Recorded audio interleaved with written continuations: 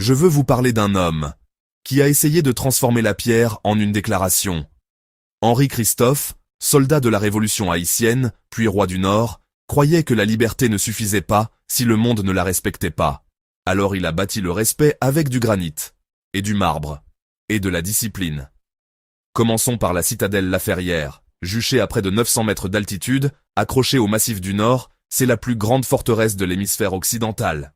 Imaginez des kilomètres de remparts, des citernes d'eau, des batteries de canons inclinés pour repousser un retour français qui n'est jamais venu.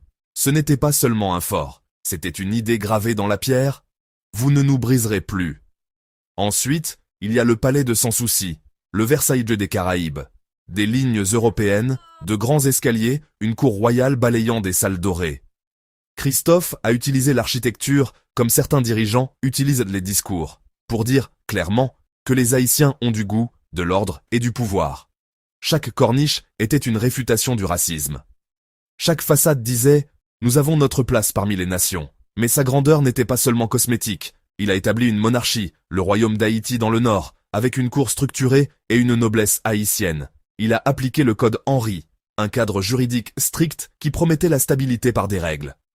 Il a fait venir des enseignants d'Angleterre pour créer des écoles, promouvant l'alphabétisation et la formation technique, car, pour lui, la respectabilité avait un programme. L'économie? Christophe a renforcé la production agricole avec une précision militaire.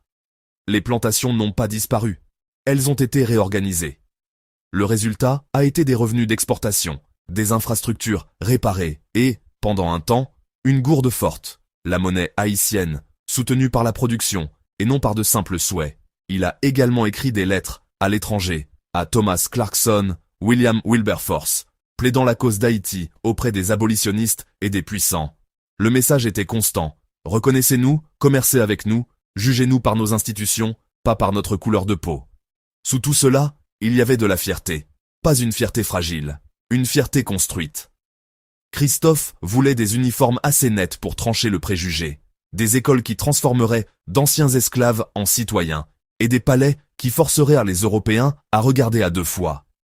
Il voulait des gros titres qui diraient « Regardez ce que les esclaves ont construit en quelques années ». Mais cette vision a un côté dur. La grandeur avec un calendrier exige un coût. Christophe a gouverné comme un sergent-instructeur. Son caporalisme agraire, la militarisation agraire, a forcé les gens à retourner dans les plantations sous stricte surveillance. Des routes ont été creusées, des pierres transportées, des champs plantés, souvent avec un fouet d'urgence qui a engendré du ressentiment. La même discipline qui a érigé la citadelle a également créé des tensions. Et la fin fut tragique. Après qu'un AVC l'ait affaibli et que des révoltes se soient propagées, Christophe, acculé par le système qu'il avait bâti, s'est donné la mort en 1820. La monarchie s'est effondrée, les palais se sont fissurés, mais les pierres n'ont pas oublié. Alors, que faisons-nous d'un tel héritage? Nous tenons les deux vérités.